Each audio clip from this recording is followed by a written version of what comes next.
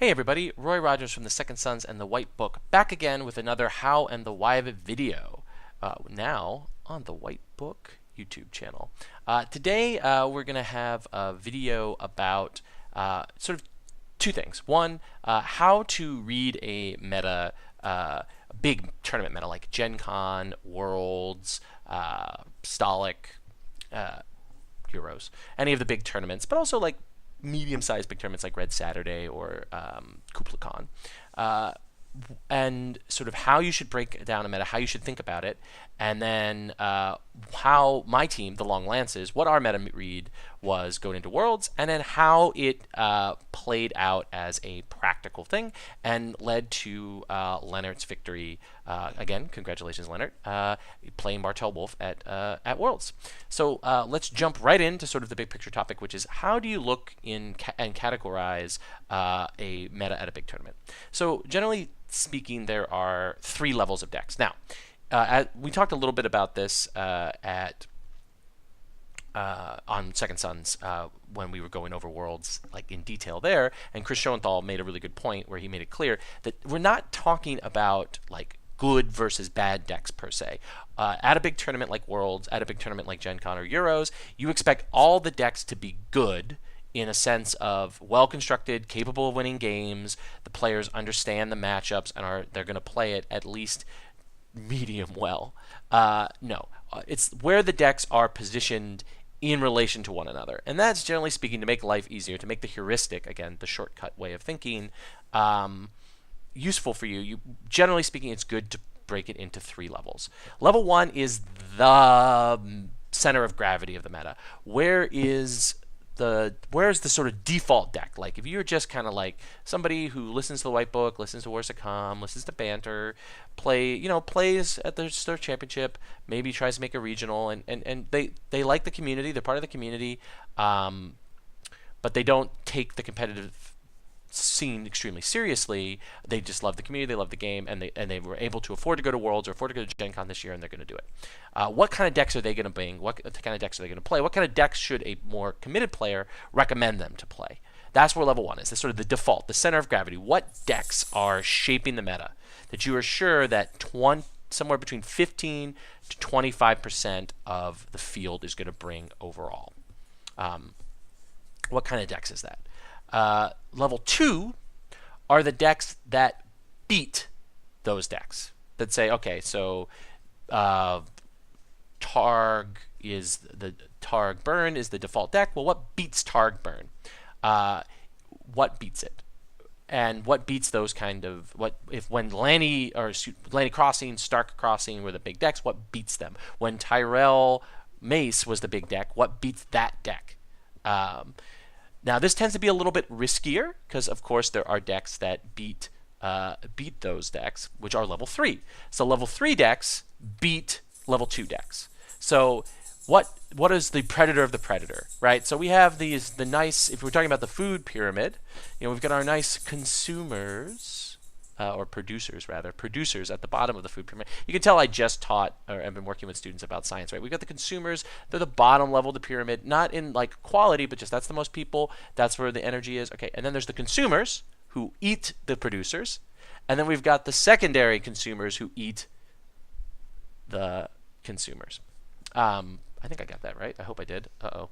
But anyway, the point is level 3 decks beat up on level 2 decks. They smash them. They're designed to beat those. But the problem is what separates it and why it's not really a pyramid is it's more of a circle, because level 3 decks have a tendency to lose to level 1 decks.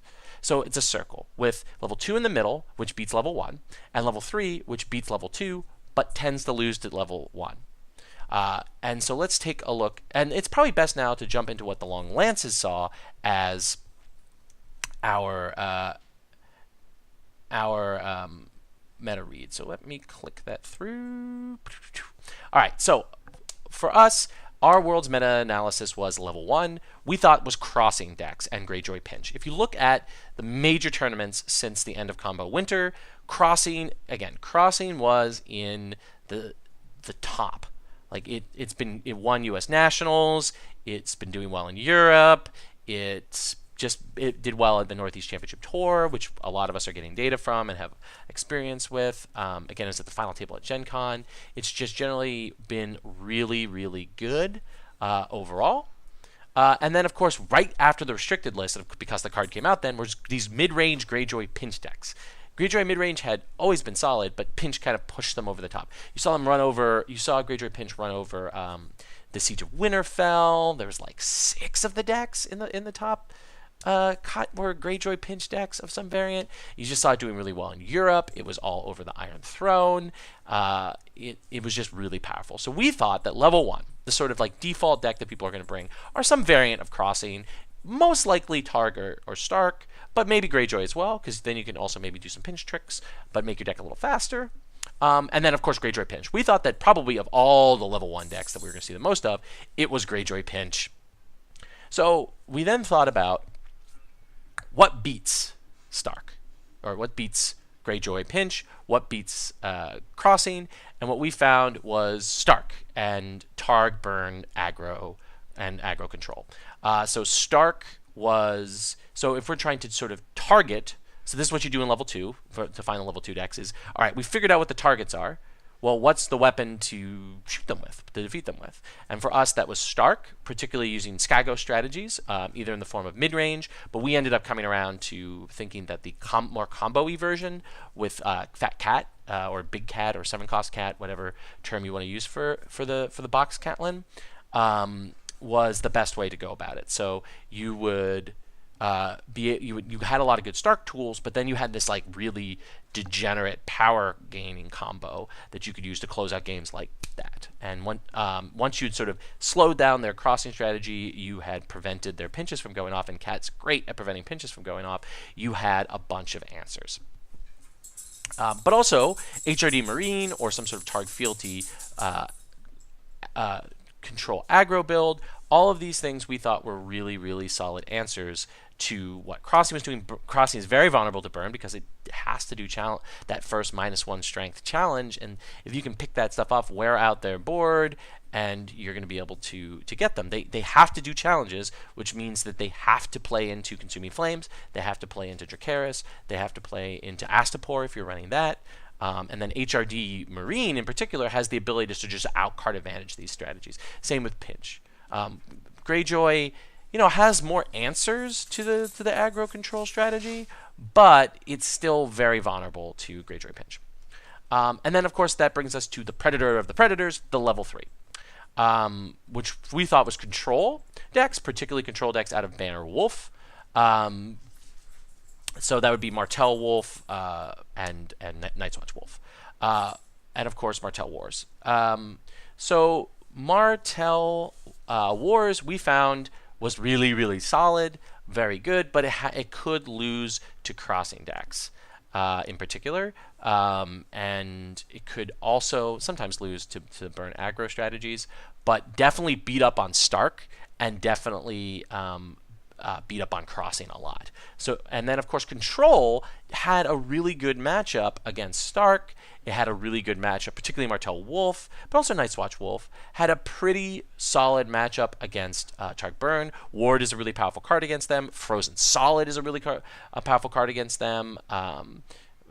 Frozen Solid, of course, just shuts down an HRD Marine strategy, which is why you saw like LGB Alejandro, and I believe the Wasa HRD Marine were running Quarth to try to answer the strategy. But Frozen Solid is a really good card against Targ. Combined with the Martell package of just icon controls, Drogon is just a utterly useless card without his military icon. Same with Khal Drogo's really not very strong without military icons. So if you can combine the attrition package of Ramsay wards with the icon control out of Martell, or the character stealing of Night's Watch Wolf, that's really powerful strategies against Targaryen and Stark. But of course, it's a control deck, so it has a really rough matchup against Crossing.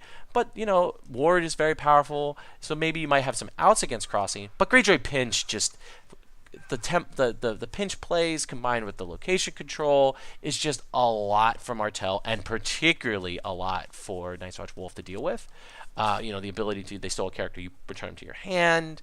It's it's just like a lot for them to deal with. And Greyjoy, with its big guy mid-range strategy combined with the spot removal of pinch and the sort of pinch plays that can just sort of blow those strategies out, and of course location control, just really, we thought, pushed Martell Wars and pushed control out. Oh, and of course, both Crossing decks and Greyjoy Pinch can run King in the North, which is such a problem for Banner Wolf-based strategies. And of course, this also could be a problem for Martell Wars.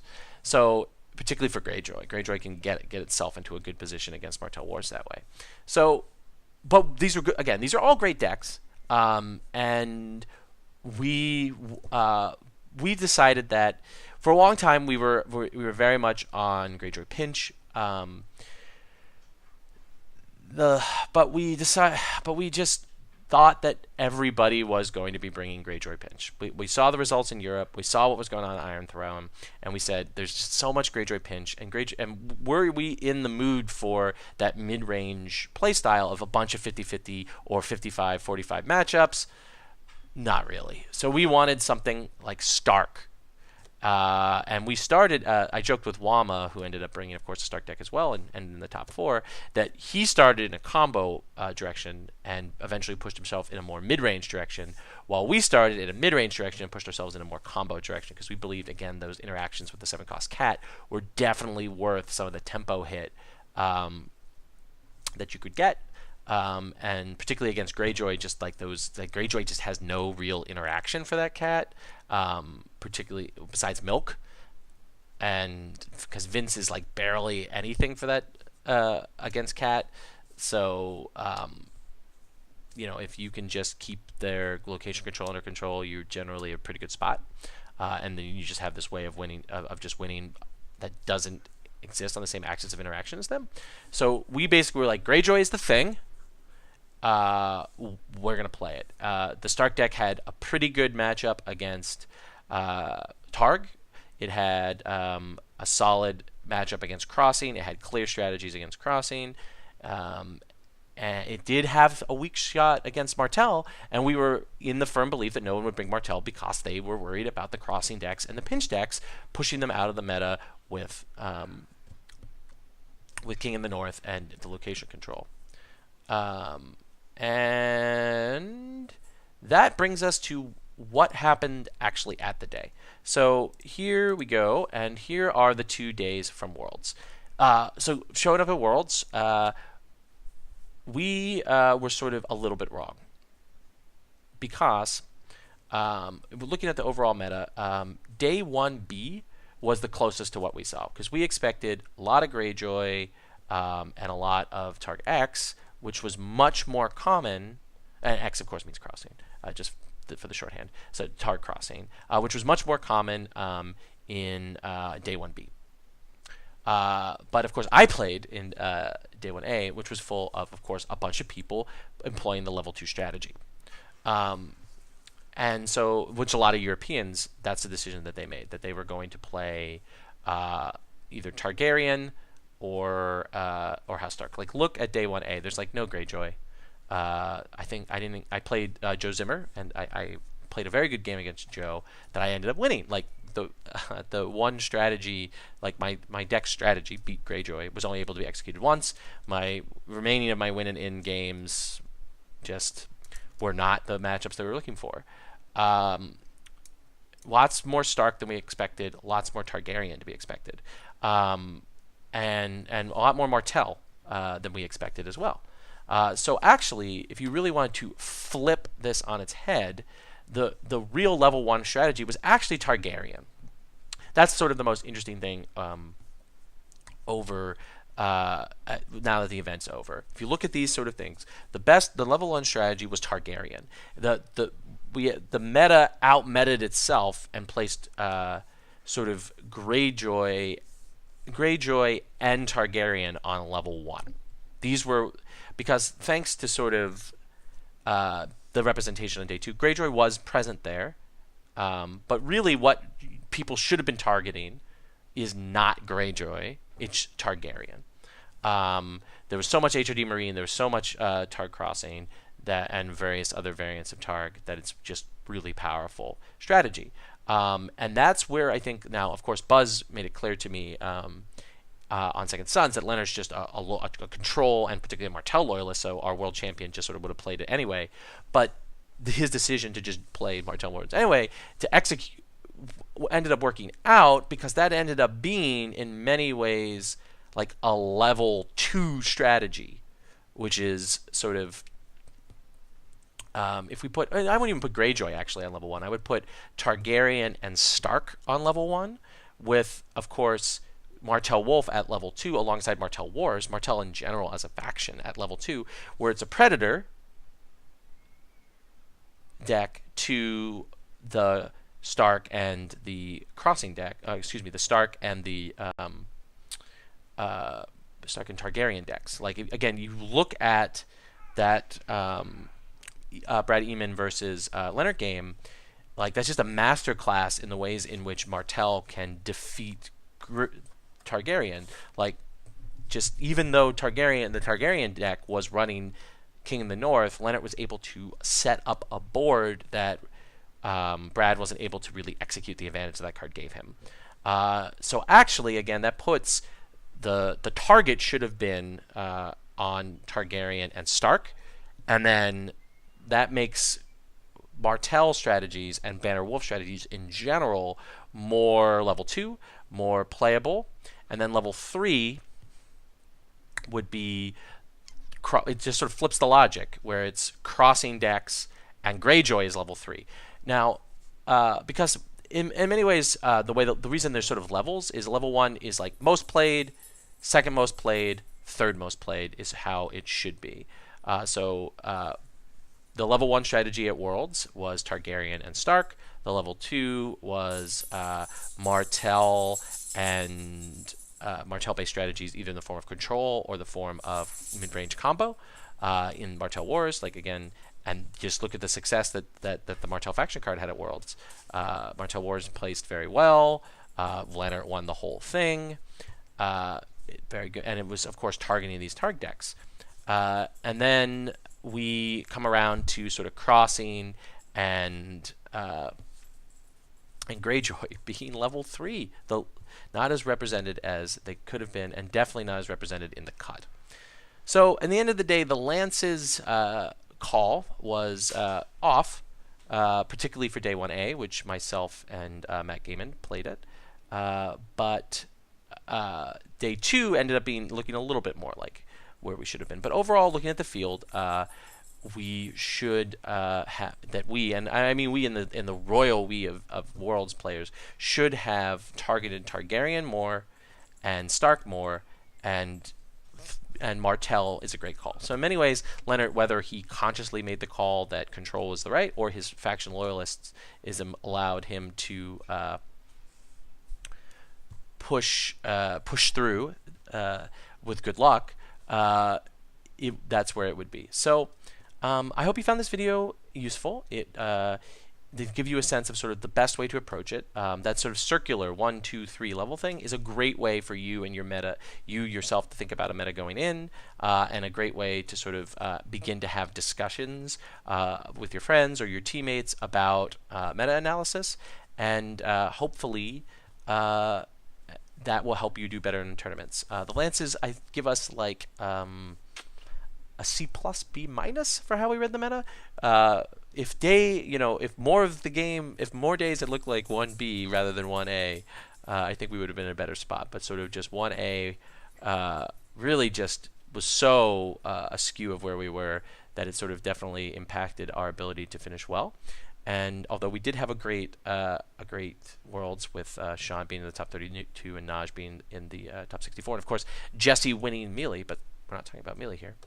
But overall, I would say we were slightly askewed, so we're like a C+, B-. And I'm a very generous grader, so I give it B-, but my more harsher colleagues would probably give it a C+.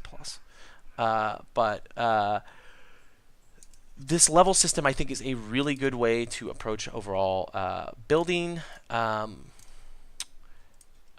building and thinking about metas going into big events. And I think if you take a look and think about events like Stolic and Euros and GenCon and next year's Worlds, that way I think you will end up having a better success.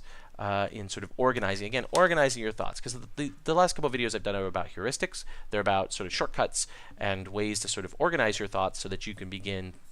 They are level 1 strategies of playing Game of Thrones competitively. The level 2 strategies is taking that knowledge, taking that overall thing, and applying it on a strategical and tactical level, which is what we've done in our sort of how to beat it videos. And we'll be getting around to how to beat it videos again soon here on the White Book channel. So please tune back in if you want to eviscerate my analysis of the world's meta, mock the long lances for calling it slightly askew, C+ askew, or to provide useful and constructive feedback. You can do that below. And otherwise, I'll talk to you all next time.